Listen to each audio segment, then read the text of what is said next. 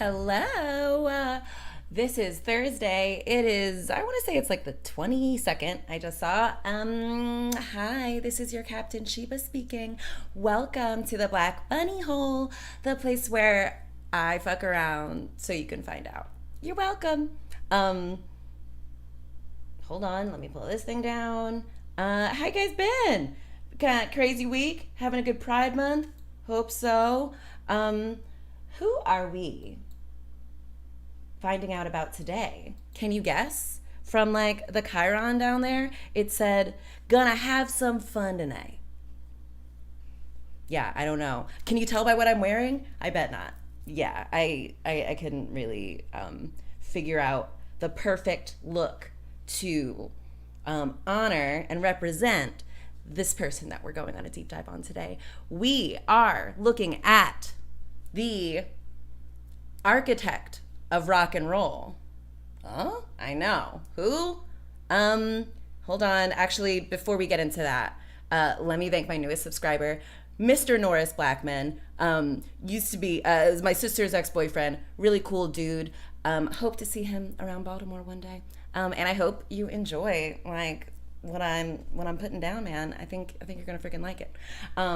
Okay, so with no further ado, we are going to be talking about today the architect of rock and roll, Mr. Little Richard. Woo! Here we go. Woo! Yes, Mr. Richard Wayne Penniman. December 5th. What's that? Is the thing after Scorpio? This is him. You seen him. Cutie. Weird mustache. That was a thing for guys back in the day. They were really like, I don't know what it is, but the ladies are gonna go crazy for it. They loved a pencil mustache. Okay, let's see. I'm gonna go to Sheba Big. I just like looking at my face so much. It's a tough one. Okay, yeah. You've seen him. Little Richard. Born in 1932. Weird time to be born, right? You know, like tough for a black man. Okay, I'm gonna do Sheba Big. Little Richard would have done the same if he was doing a thing on me, so don't worry. Okay, so Richard Wayne Penniman was born in Macon, Georgia, on December 5th, 1932, the third of 12 children. I'm a middle child of 3 children, and I was still like, there's too many damn kids. This is too many damn kids. But, so that's got to be tough. His father was a church deacon and a brick mason who sold bootleg moonshine on the side and owned a nightclub called the Tip-In Inn. The Tip-In Inn. I was going to say, I have not heard, tip in a phrase except like, let me put the tip in. Like a creepy dude from my youth trying to convince me to do things sexually that I'm not comfortable with. Try to give it by being like, let me just put the tip in. Do you think that's what this preacher was talking about? Hey, Billy. Yeah, so this church deacon, brick mason, bootlegger, and nightclub owner was married to a Leva Mae and Bud Penniman, his parents. So Richard's first name was supposed to be Ricardo, but an error resulted in Richard instead. That's the second person who, like, just because of a kind of error at the hospital, like, they had a totally different name than what it was. So you remember Oprah was supposed to be Orpah. Richard was supposed to be Ricardo. Little Ricardo, that would have been cute too. And Ricardo feels more like Richard, Little Richard, like, Richard from Macon, Georgia. Who'da thunk? Okay. Blah, blah, blah. Okay, he was nicknamed Little Richard by his family because of his small and skinny frame. Apparently he, possibly as a result of complications at birth, he had a slight deformity that left one of his legs longer than the other, so he had kind of a weird gait. And he was mocked for his effeminate appearance. So he was a mischievous child who played pranks on neighbors. He like began singing in church and taking piano lessons at a young age. He was like super religious family. Let me also, can I do, let's see. Oh man, I'm gonna like be jumping back and forth on things. Okay, this is an interesting guy. So open link in new tab. Yeah. All right. So, yeah, so his family was very religious. Oh, that was the house from the district that they lived in. Family super religious, Baptists, Pentecostal. He like loved Pentecostal churches because they had really charismatic music. He blah blah blah. He later recalled that people in his neighborhood sang gospel because there was like so much poverty, so much prejudice in those days. It helped them to keep a positive outlook, he surmised. So Little Richard, if you didn't realize, he was gifted with a really loud singing voice. And he was always like in church, he was changing the key upwards. Oh, let me like highlight that for you. Always changing the key upwards. And he was once stopped from singing in church for screaming and hollering so loud. It earned him the nickname Warhawk. Can you imagine like little 8-year-old Little Richard just like, Jesus! Sorry if that was hard to listen to, but imagine the people of Macon, Georgia. Okay. As a child, he would beat on the steps of the house and on tin cans and pots and pans. The inventor of go-go? Oh, he invented go-go music. Who knew? Okay, anyway, it annoyed the neighbors. But little did they know. Okay, so he had a couple musical influences, like Sister Rosetta Tharpe, who I don't know much of, but she's like okay, it says, characterized by a unique mix of spiritual lyrics and electric guitar. Right. She's that, I think she's an old woman playing like a guitar that you see sometimes. And then Mahalia Jackson, a famous gospel singer, or opera singer, gospel singer. Yeah.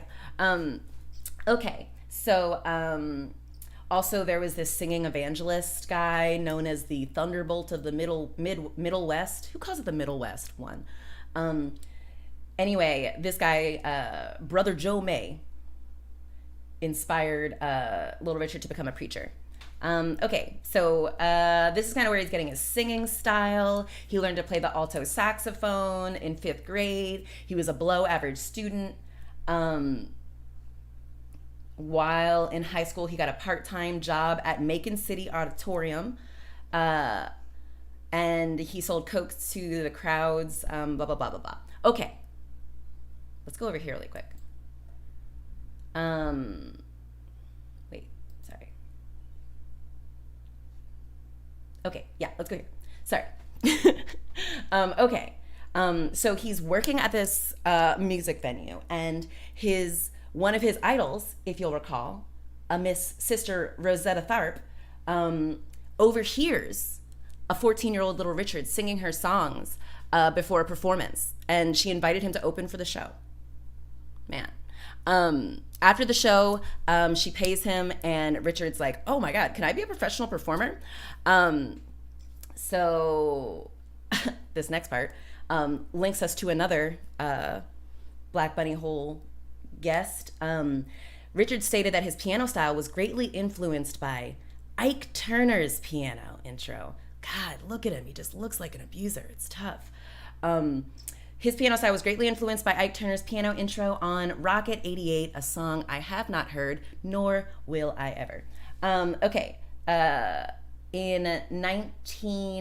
Actually, before I get there, so in 1947, 14, he gets kind of discovered by this woman. Can you imagine Little Richard going home and being like, Ma, Pa, I sang with Sister Rosetta Sharp, except way more effeminate, way more country, way more exuberant. Okay, anyway, let's see, blah, blah, blah. Where is family? Is that up top? All right, so community, father, hold on, sorry, he's, oh, here we go. Okay, so when he was a kid, he only played with girls. And he was subject to homosexual jokes and ridicule because of his manner of walking and talking. That's actually a thing I saw. Like, this kid in recent times was talking about how his best friend, this kid is like 7 or something. His best friend is a girl, and he was hesitant to say that it was a girl because everyone, when he says that, he's like, oh, are you guys dating? Ooh, you guys are kissing. And he's like, no, we're just friends. Like, why can't we just be friends? That is an example of adults forcing sexuality onto children. Consider that we do it, like, seemingly very, benignly and benevolently, and kids are learning, though, like, kind of harmful shit from it. Okay, anyway. Yeah, so, like, boys can hang out with girls, and it's not gay. Okay? However, in 1938 or whatever, they made fun of him for appearing gay, subjected him to homosexual jokes. His father brutally punished him whenever he caught him wearing his mother's makeup and clothing. The singer said he'd been sexually involved with both sexes as a teenager because of his effeminate mannerisms. His father kicked him out of their family home when he was 15 years old. Ugh! Richard explained, my daddy put me out of the house. He said he wanted 7 boys and I had spoiled it because I was gay. That is kind of what Little Richard sounds like. Anyway, also, bad parenting, what's your name? Little Richard's dad. And bad parenting Little Richard's mom. I'm sorry. If I went through all of the trouble risking my life to create a human only for some dude to kick him out of my house 15 years later, please. Please. And this dude changed his tune once he realized Little Richard was going to get famous, but we'll come back to that later. Oh, great. Okay. Anyway, okay, so he's kicked out of the house, 15. What's he gonna do? Luckily, Sister Rosetta Sharp was like, I see something in you, kid. In 1949, he began performing in Dr. Nubillow's traveling show. I guess it's like some sort of variety act or like I don't know, I'm guessing like a vaudeville kind of something. He was apparently inspired to wear turbans and capes in his career by this guy, who apparently he carried a black stick and exhibited something he called the Devil's Child, the dried up body of a baby with claw feet like a bird and horns on its head. This guy who carried around this Devil's Child thing told Little Richard that he was going to be famous, but that he would have to go where the grass is greener, because they're still in Macon, Georgia right now. So before entering the 10th grade, Little Richard leaves his family home, which, generous, he was actually kicked out. He joined this other show. He recalled this, so the song he did was Caledonia, Louis Jordan's Caledonia. Okay, so apparently this was one of Little Richard's, the first secular R&B song he learned, because his family was super strictly religious, so they couldn't listen to the devil's music, which was secular R&B from the 50s. Can you imagine what that was probably like? It was probably so like benign and stuff, and if they kicked him out, then they would, just have exploded nowadays. Anyway. Okay, so apparently Little Richard was also influenced by Jordan. If you can see, he's got this little thin mustache thing going on, and there's like a whooping sound that Little Richard kind of adopts and stuff. So this is also interesting. Little Richard also performed in drag during this time, performing under the name Princess Lavon. Beautiful. Which also, like, to all the old people who were like, oh man, drag, what? Why does it have to be like, so sexual and blah, and it's just all this newfangled stuff. Which, I mean, I'll be honest, Little Richard's drag, I'm assuming, was probably pretty sexual. Also because he was 1932 to 42, maybe like 18 or something. So anyway, 1950, he joined a musical band. He's performing in minstrel shows. He settled in Atlanta. So he hasn't even made it out of fucking Georgia, which is fine because he's not even 20 yet. He's 18 in Atlanta. He begins listening to R&B, frequented Atlanta clubs. He was influenced by particular artists who had like a flashy, flamboyant persona and showmanship. Um, he decided to become a rhythm and blues singer. And one of these guys, I guess it's this guy who, Billy Wright. Billy Wright. Woo. Hey, Billy, another Billy. Okay. Billy Wright apparently taught him kind of how to be an entertainer. He began adopting a pompadour hairdo that he's kind of known for, that like big poof in the front. Oh, let me show you what a pompadour is. They have it on Madame de Pompadour, but you know what it is. Oh, do you have one? Yeah, it's kind of it. Okay, so pompadour hairstyle, as well as styling a pencil mustache, and using Wright's brand of facial pancake makeup. I don't know why they call it pancake makeup. That's such a strange, I would hate to, maybe because of like, it's like thick or something. I don't know. Okay. Anyway, okay, so he impresses a local DJ. He records a whole like 8 songs with RCA Victor. None of them really become hits, but he gets to start performing at like army bases and clubs for $100 a week, which is probably a lot in 1950. Okay, so he leaves this label in 1952 because the recordings weren't marketed or promoted by the label. So he's like, what am I even doing? So after his father's death in 1952, I want to say from the movie, I think he was like murdered in like a bar fight or something, if I recall correctly. So he started to get a little bit of success, blah, blah, blah, got into some disputes over money, left another record label. He was disillusioned by the record business. It's 1954. He's 22.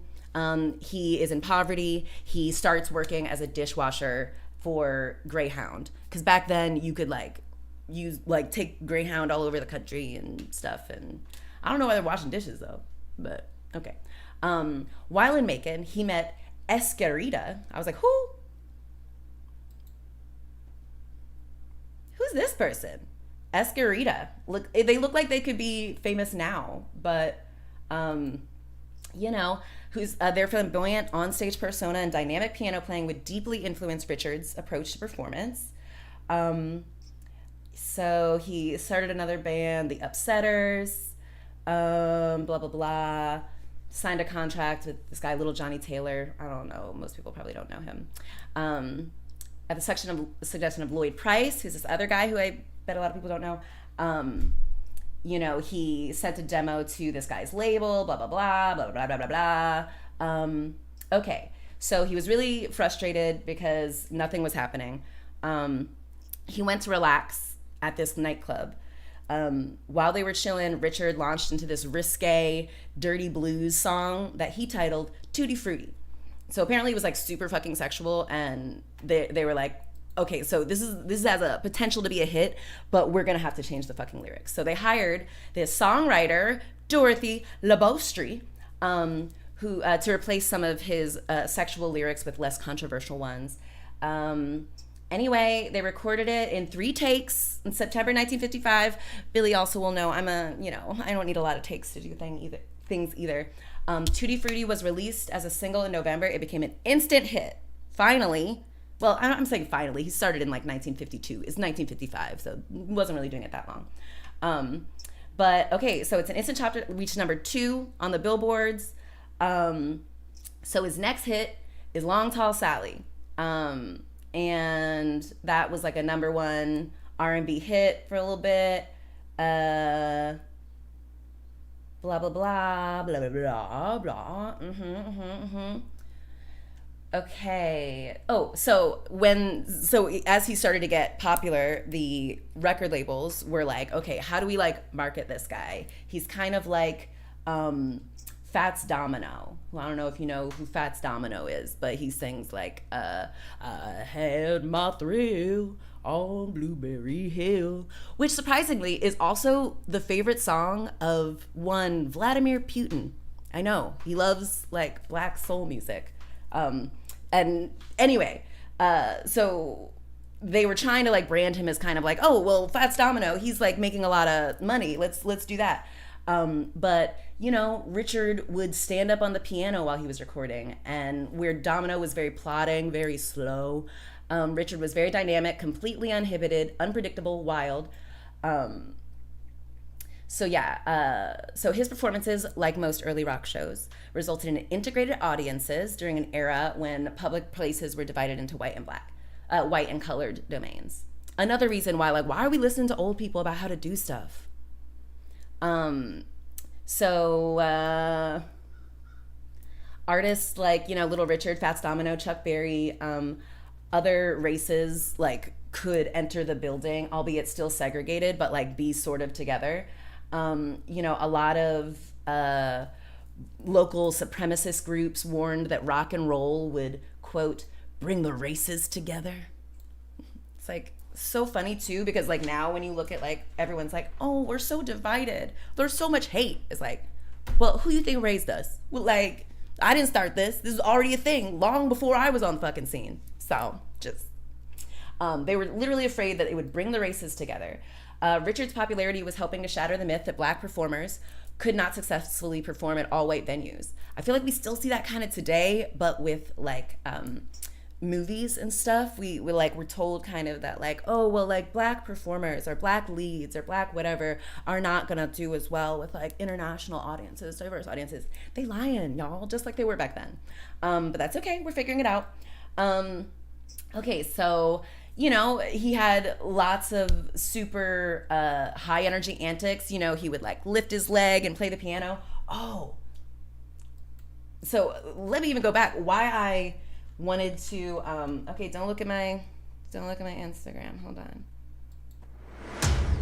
on. Instagram Sheba, and then I wanted to go to my thing, and I wanted to show you this.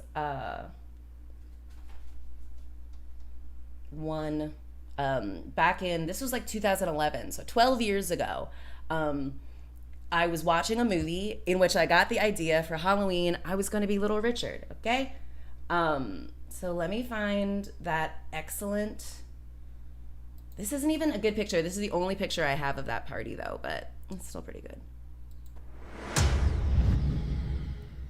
Oh, that's great. This is yours truly. I don't know if you can see. This is yours truly. That's my sister Freddie. She is a cop from Reno 911, and I am Little Richard. My friend made the piano out of cardboard, and I attached this belt I had to it, and I would like go around putting my leg like over the thing, and it was great. And I'm going, oh! Impeccable. I'm really good at Halloween, if you guys didn't know already. Okay, so anywho, super flamboyant. He began using capes and suits studded with multicolored stones and sequins. That's what I was trying to go for with this, like a little sequins. I'm not a big sequins girl myself, you know, but love it for him. So Richard said he began to, let me go to Sheba Big, hold on. Okay, so he 333, first of all. Okay, also, Richard said he began to be more flamboyant on stage so no one would think he was after the white girls. Like, the white girls were still super into Pavarotti, what's his name? Elton John, you know, the dude from Queens. Like, and Little Richard. They were also very into Little Richard. You know, I think women just have a much, you know, broader understanding of what a sexy man is as opposed to men. Anyway, Richard claims, and I believe him, that at Baltimore's Royal Theater in June 1956, women threw their undergarments on stage at him, resulting in other female fans repeating the action, saying it was the first time that had happened to any artist. I believe it. I believe Baltimore bitches were like, yes, you know what I want. Like, let me know. Oh, they couldn't even go like this. They were like, call me. I don't even know. How did they do it back then? You literally just had to like be like, hey, I'm interested. And then you probably had to like write. Oh, you probably had to like pin a note to your panties that had your number on it. You had to throw it at the artist on the stage. You had to like wait around afterwards. to just like hope that a bodyguard let you in after. I'm assuming. Which, that's a lot of effort and work, and I applaud those women. Okay, anyway, Richard's show in Baltimore would stop several times that night due to fans being restrained from jumping off the balcony and then rushing to the stage to touch him. What the hell was going on in the 50s? Like, people did not know how to act. And now those same people are looking at all the young people like, oh God, where did we go wrong? I don't know, but y'all fucked up. Y'all were crazy as hell. Okay, anywho.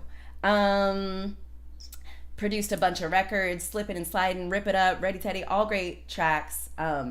So immediately though, after releasing Tutti Frutti, which was then the protocol for the industry, safer, whiter recording artists such as Pat Boone covered the song, sending the song to the top 20 of the charts, several positions higher than Little Richard's. So Elvis Presley also stole a lot of his stuff. One of my favorite scenes from the Little Richard movie is when, can I go to history? Sorry, y'all. I have a diverse thing. All right. Come on. Long, tall Sally. Hey, man, Miss Betty. Boone can sing it that slow. Okay? Let's go again. Long, tall Sally, take 2. Gonna tell Aunt Mary about Uncle John. He says he has the blues, but he has a lot of fun. Oh, baby. Yes, baby.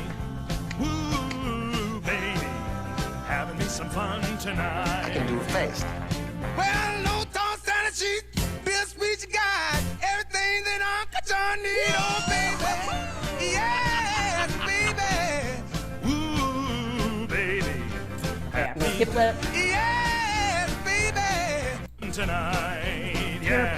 Well, I saw Uncle John with Bald-head Sally. He saw Mary coming and he ducked back in the alley. Oh, baby.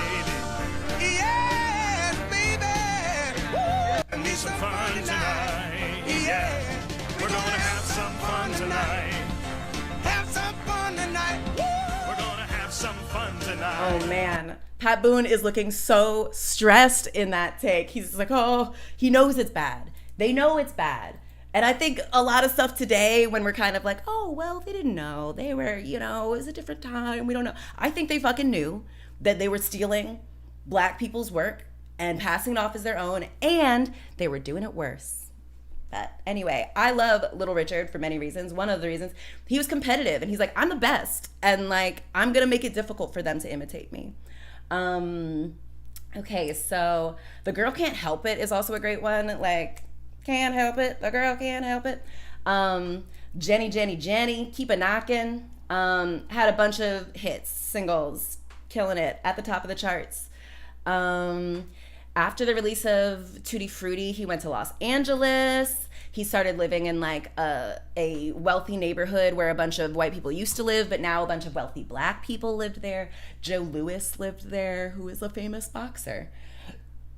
Okay, yeah, blah, blah, blah, lots of other stuff. Oh, okay, so 1957, only about 2 years after he really made it, right? Yeah, 1956 is when I think Tutti Frutti was in 1955, and then 1956 is, all the other songs started coming. So in 1957, when he is 25, he is going to flying to Melbourne, to Australia, and there's like a lot of turbulence, and he sees like a big light, a big fiery ball go through the sky, and he's like, what the fuck? And then when he gets home, he learns, he like left the tour early, came back home early, and he learns that the flight he was going to take originally, like the one that was like really shaky, the flight before that crashed into the ocean. And so he was like, it's a sign from God. Also, the ball of light in the sky was actually Sputnik, which is a satellite, I think. The first artificial space satellite, Sputnik 1. Anyway, he saw that, didn't know it was Sputnik, thought it was a sign from God. So in the middle of the tour, he shocked the public by announcing he was quitting rock and roll and going to be a preacher and a gospel singer. Yep. And, he's only like 25. So you're like, I love his ability to just be like, all right, I'm doing this now.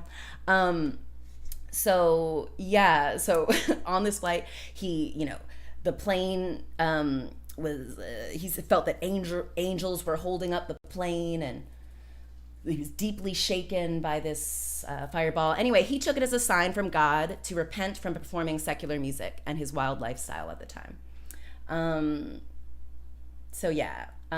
He then enrolled at Oakwood College in Huntsville, Alabama, to study theology. Apparently also, like, he was leaving, he was doing something else because of money. Apparently, I mean, very believably, his record label was cutting the percentage of royalties he could get, so he wasn't making money.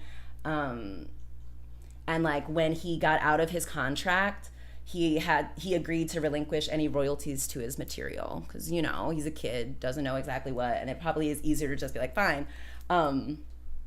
Anyway, okay, so he is learning to be a preacher.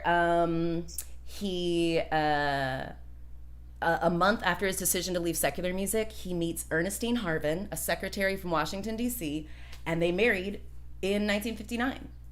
He went into gospel music. His first album was produced by Quincy Jones, who later remarked that Richard's vocals impressed him more than any other vocalist he'd ever worked with. His childhood hero, Mahalia Jackson, wrote in the liner notes of the album that Richard, quote, sang gospel the way it should be sung. Love.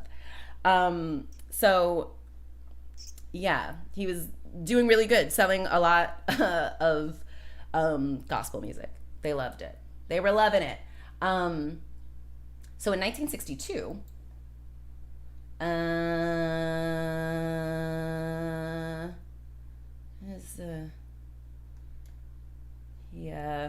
hold on. Sorry. Just, so I had seen that, oh, right. Okay. So apparently, he was really into like, whatever. Okay, he said he was born again after leaving rock and roll for the church in 1957. He left Oakwood College in 1962 after exposing himself to a male student. The incident was reported to the student's father. Richard withdrew from the college. And later that year, he was arrested for spying on men urinating in toilets at a Trailways bus station in Long Beach. So, maybe if that tells us also something about religion and, like what drives us to, be like, I'm religious now, and like what that makes us feel versus who we are. And, like if we're like suppressing ourselves and stuff, and if like, it just seems to lead to some weird behavior. Anyway, so he leaves the school after, assaulting a kid, a young adult. In 1962, a promoter is like, okay, do a Europe tour. Sam Cooke is going to be the opening act, Chain Gang, Sam Cooke. In Little Richard's gospel band was a young Billy Preston. Nothing from nothing leaves nothing. Gotta have something if you want to be with me. Wow. What a fro, Billy. Wow. That's wild. That is a wild look. I love that for him.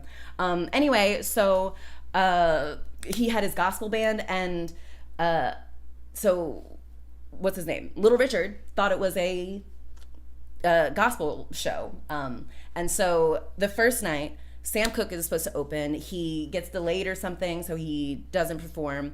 Little Richard goes and he does his gospel stuff. And the audience was booing because they were expecting him to sing like his rock and roll stuff. And which, like, again, people in the freaking 60s, like, just chill, man. He's like trying to like show you his growth and all these things. And they're like, Tutti Frutti! Sing Tutti Frutti! Like, y'all are wild. Okay, anywho, the following night, Sam Cooke is performing, and Richard's like, damn, that boy good.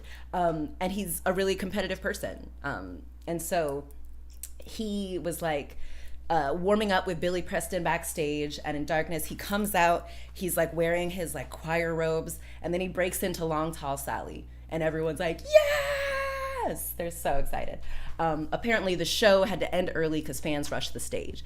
I cannot stress to you how much people fucking loved Little Richard back then. And still, I mean, this is a quote from Mick Jagger, who is from I want to say the Rolling Stones, right? Right, Rolling Stones.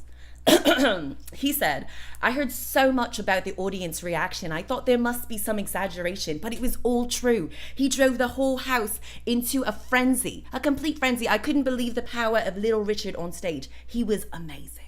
So that came from a white man himself. So after that excellent show, a group's manager, a little group who was just getting started, asked to open for him. It was a group, you might have heard of them, called the Beatles. So they opened for Richard. During that time, Little Richard was advising the group on how to perform his songs, taught Paul McCartney his distinctive vocalizations. So once he got back into the US, he started recording rock and roll songs with his 50s band, the Upsetters. And he wanted to go under the name the world famous Upsetters because he was like, I want to keep my options open in case I go back to being a preacher. Okay, Billy asked, is that 2 Black Billies in this one episode? Billy, there might be one more. I don't know. A lot of Black Billies and a lot of famous Black Billies too. Anyway, so he's performing under this band, the world famous Upsetters, because he's like, yeah, maybe I want to be a minister one day again. He in the Upsetters in 1964. So like he was he did a so actually in this time he started to get called to kind of like save dying tours. So there was this tour with the Everly Brothers who would do that like let it be me, you know, that like really chill fucking, and the Rolling Stones. At the end of the tour, he got his own TV special, The Little Richard Spectacular. It became a ratings hit, and after 60,000 fan letters, it was rebroadcast twice. He did some other stuff. Due to the arrival of the Beatles and other British bands, as well as the popularity of like James Brown, his new releases weren't as well promoted.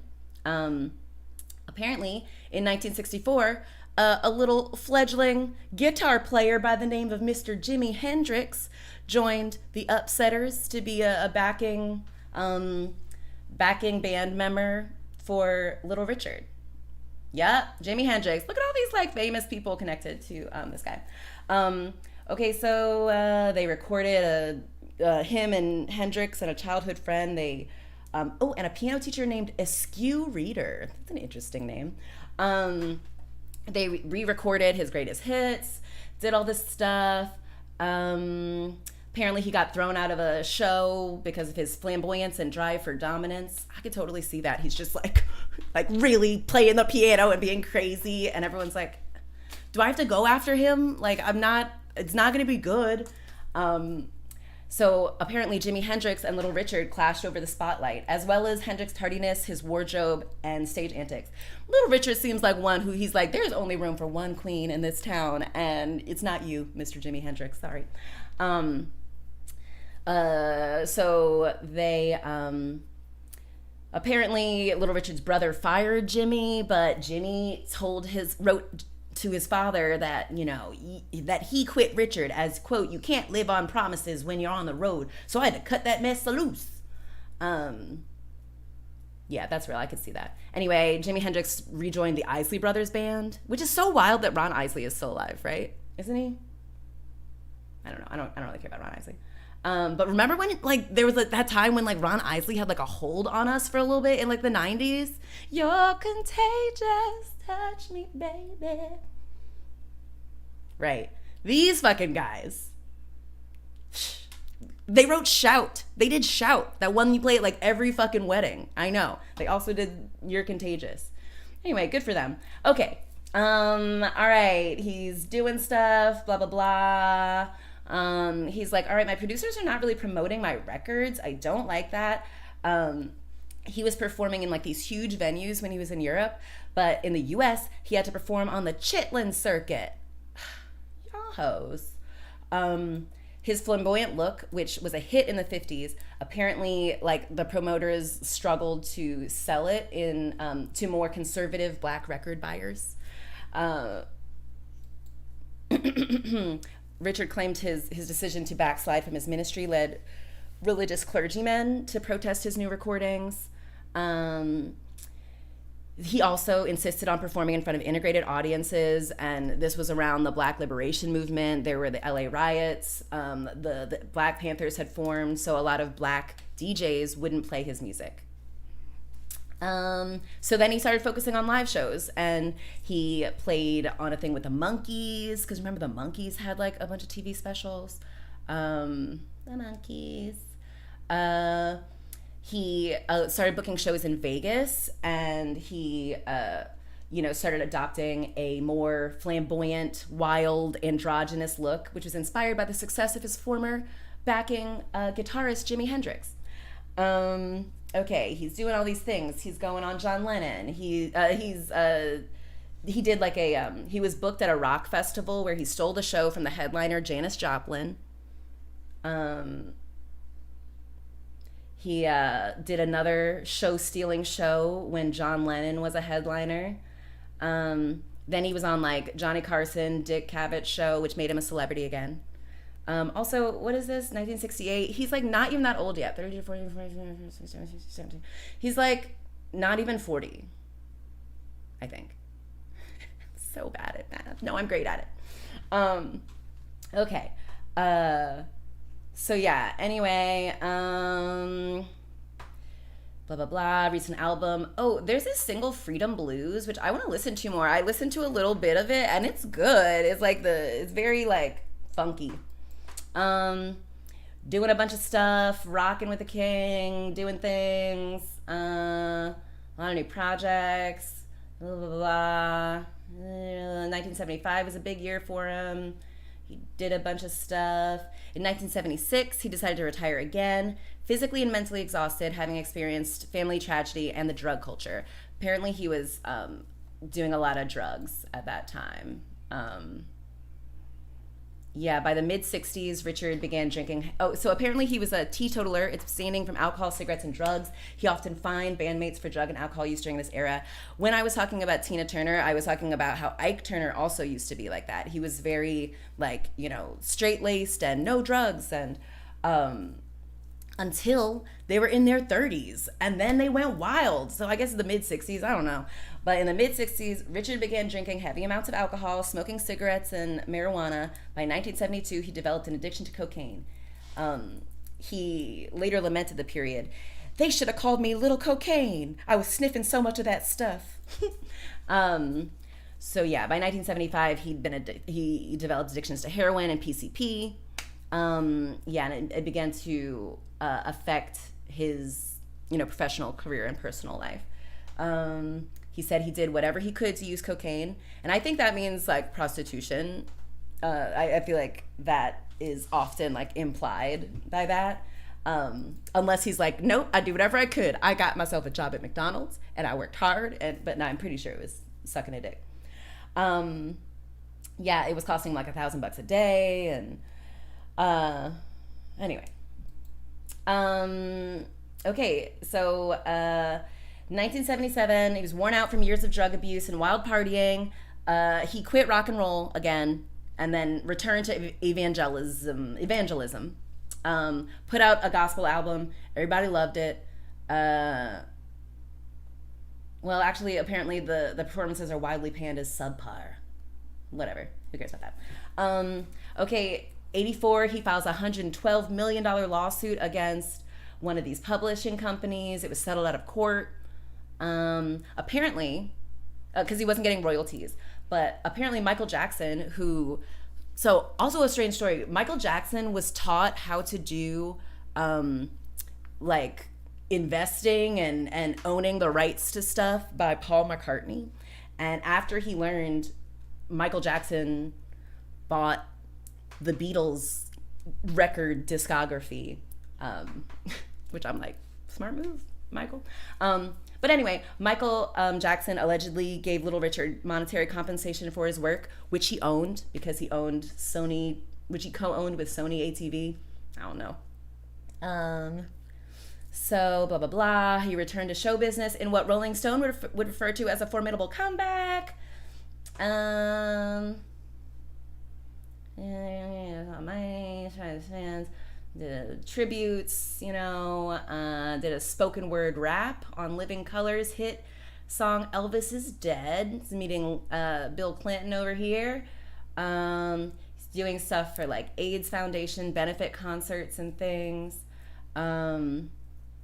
Now here is where it gets interesting and important and, more salient to me. Okay, in 1994, he sang the theme song to the award-winning PBS Kids show, The Magic School Bus. Come on, the Magic School Bus. Rivers of lava? Anyway. Isn't that great? That's an iconic fucking song. Way to go, Richard. I love that for you. Another interesting thing he did, he opened WrestleMania 10 from Madison Square Garden. Apparently, so I was looking to try to find, I want to see this performance of Little Richard at WrestleMania, opening the, he was going to do a reworked rendition of America the Beautiful. And he did do that. But apparently, because I couldn't find a recording of it, I did find people describing it. Apparently, he was lip syncing to it, but so badly that this actually says miming to his reworked rendition of America the Beautiful. They don't even give him that he lip synced. They were like, he was like, and I bet it was I bet it was just a mess.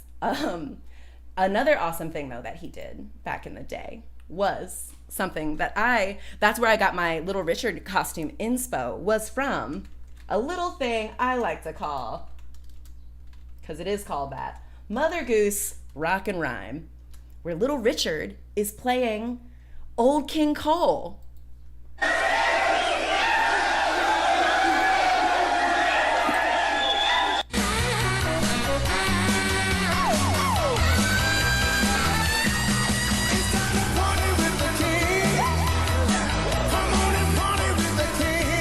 This is where I learned nursery rhymes.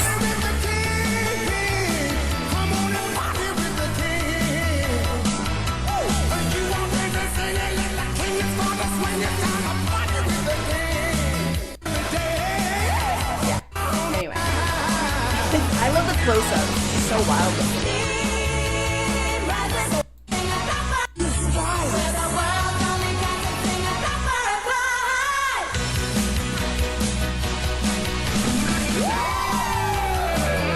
Anyway, that's a great movie. If you got kids, I think you can't go wrong with Mother Goose Rock and Rhyme. You walk through a fairy tale land with Shelley Long guiding you. It's 80s. It was in 1990. I want to say ZZ Top's in it. Blondie's in it. It's so fucking random. The 80s were a wild ass time. The 80s were wild as hell.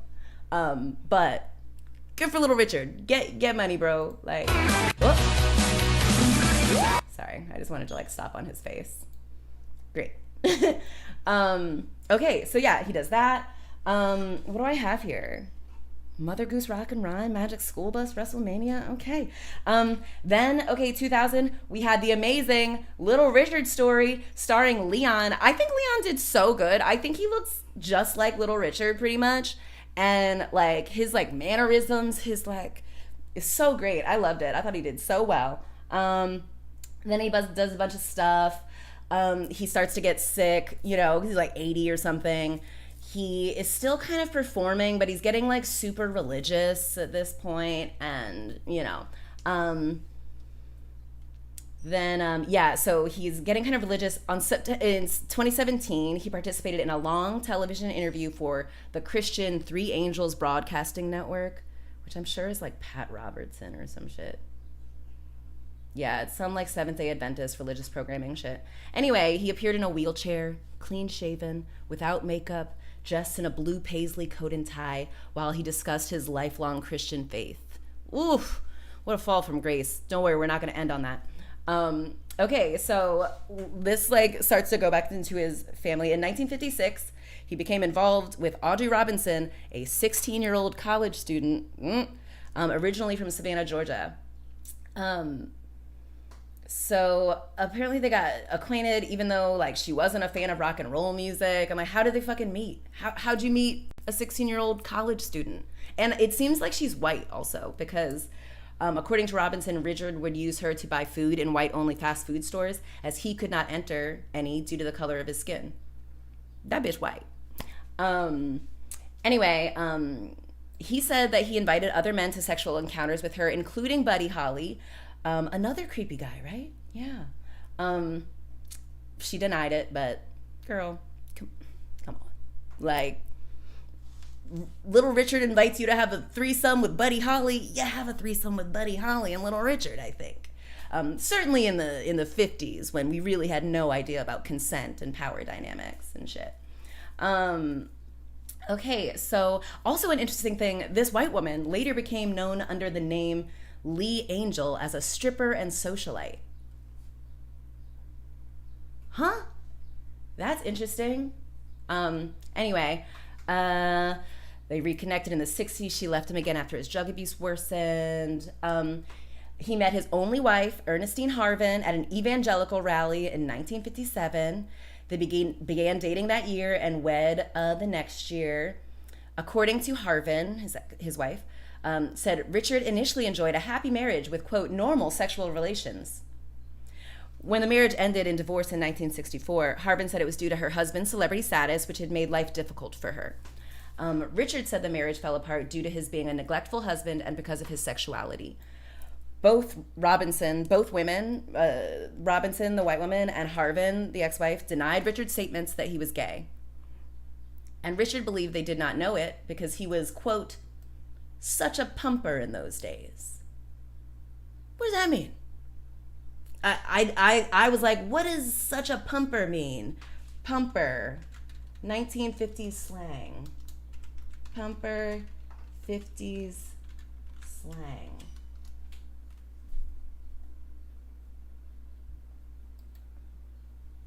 I don't know if it's there. I don't know if it's a thing. It's a situation where a woman uses a breast pump? No, that's not it. I don't know. Anyway, well, Little Richard says his wives didn't realize he was gay because he was, quote, such a pumper in those days. I'm gonna guess it means he was fucking a lot. He was having sex with so many women that maybe when the occasional dude was there, they were just like, oh, he's not gay. That's just Richard. He's just fucking everyone.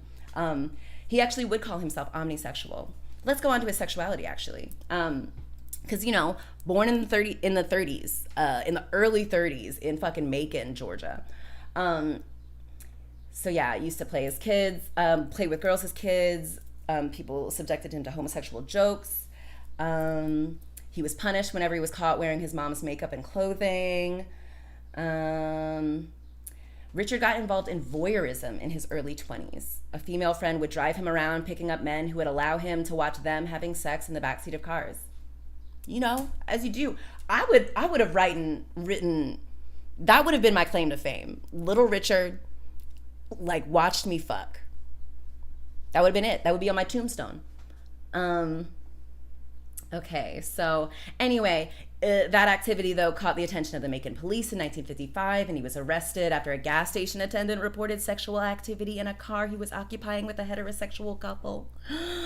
Anyway, cited on a sexual misconduct charge, spent 3 days in jail, and temporarily banned from performing in Macon. And ain't nobody come to see you, Macon. Nobody care about you, Macon. Are you kidding? I bet now they've got 8 different schools and streets named after Little Richard, though. In the early 50s, Richard became acquainted with openly gay musician Billy Wright, who helped in establishing Richard's look. With the pancake makeup, the hair, the mustache. As he got used to the makeup, he ordered his band, the Upsetters, to wear makeup too, in order to gain entry into predominantly white venues. So yeah, again, he said, I wore the makeup so that white men wouldn't think I was going after the white girls. It made things easier for me. Plus, it was colorful, too. He also said, I figure if being called a sissy would make me famous, let them say what they want to. Yes, that's true. Absolutely. If being called a sissy would make me famous, let them say what they want. Richard's look, however, still attracted female audiences who would send him naked photos and their phone numbers. Man, our grandmas were so freaky. They literally were like taking pictures, getting them developed, writing their numbers down, finding Little Richard's address and mailing them sexy photos of them. That is dedication to sexting. And it's not even sexting. I don't even, like, wow. Love that for them, though. During his heyday, his obsession with voyeurism and group sex continued. His girlfriend, Audrey Robinson, participated, saying that, like, Robinson would have sex with men while she sexually stimulated Richard. You know, this is talking about, he said he was born again, but then he had to leave this college after exposing himself to a male student. He participated in orgies and continued to be a voyeur. So this is lame. In 1982, on David Letterman's show, he was like, God gave me the victory. I'm not gay now, but, you know, I was gay all my life. I believe I was one of the first gay people to come out. But God let me know that he made Adam be with Eve, not Steve. So I gave my heart to Christ. Oh no, Richard, oh God. In his 1984 book, while demeaning homosexuality as, quote, unnatural and, quote, contagious, he told Charles Wright he was omnisexual. In 1995, he told Penthouse that he always knew he was gay, saying, I've been gay all my life.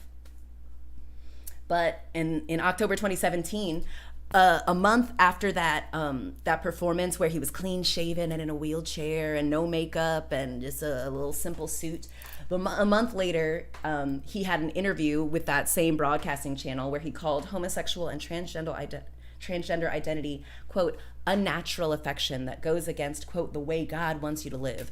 Richard, what are you talking about, bro? Come on, baby. But I totally get, like, in the 30s, you know, living life in this freaking society that we have, like, they were probably given so many mixed messages, a religious upbringing, a family that, like, raises you like that, kicks you out, like, you have this, like, weird, like, abusive relationship where, like, you can never fully be who you are because you've been told so many times that, like, no, we're not gonna love you for who you are. And, like, you would have been loved, little Richard. Come on. Oh my God, he'd be so happy to know that, like, he could just, like, look at pictures of people, or, like, people having sex on his phone rather than, like, having to find someone to, like, fuck in a car in Macon. You know, it's just like, oof. Anyway, so that's tough for him. Drug use, did a lot of drugs, religion, blah, blah, blah, blah, blah, blah, blah, blah, blah, health problems and death. Yeah, in 85, he, like, crashed his sports car into a telephone pole, had to, you know, get a lot of things. Yeah, and then he died. Okay, so he died at the age of 87 from a cause related to bone cancer. I hear that's, like, a really painful one. That sucks. Yeah. Anyway. Whew. Hold on. Where is it? Let me see. Here we go. Wow. Wowie wow. That was super interesting. Yeah, I freaking love Little Richard. He's such an interesting person. Do I have anything about him on this? Not really. Yeah. There was, like, one thing I saw where he was quoting, he was talking about, like, wearing makeup. This was probably in, like, the 70s. And he was like, you know, like, he wears makeup and, like, dresses like he does every day to go to the grocery store. And, you know, like, that's how it's supposed to be. Like, how you have a little sugar in your coffee. You gotta wear a little makeup when you go out. I'm like, yes, bitch. I don't know what in the hell happened in the 80s where he got real homophobic. And in 2017. It's a weird time. It was a weird fucking time. I'll get it. I'll give them that. But OMG, what an amazing person. What was the most interesting thing? Okay, what did I miss, Billy? I'm sorry. Drive for dominance. Yeah, exactly. He was a very competitive person, and he was on this.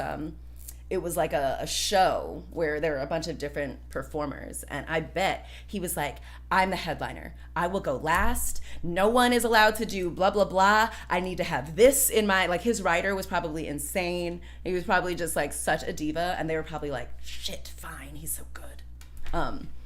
But yeah, so who knows?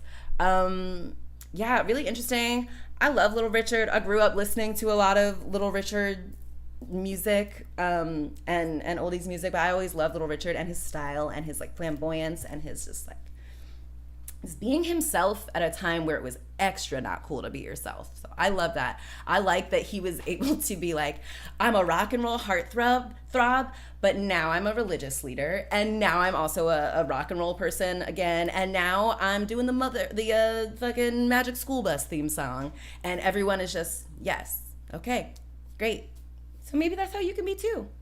That's certainly how I'm gonna try, so let's see. Yeah, this is fun. So interesting. I didn't even have to do a lightning round because it's just like, I mean, Jimi Hendrix, the Beatles, the Chitlin Circuit, just had everything. Love you guys. I will see you. Man, what day is it? It's Thursdays now, so now I have Friday. Okay, so I'll see you Sunday. Who knows what we'll talk about? Thanks so much for joining. This is a super fun episode. I love Little Richard. I hope you love him a little bit more too. And yeah, that was really freaking interesting. Loved it. Did I say everything I wanted to say on it? Yeah, I did. I'm perfect. Okay. Love you guys. See you next week. We'll see where the Black Bunny hole stops next time. Please join me. It'll be really fun. All right. Love you. Hold on. I'm going to go that. Okay, and then I'll go to that. All right. Love you. See ya. Thanks for joining me on the Black Bunny hole. Bye. Here we go.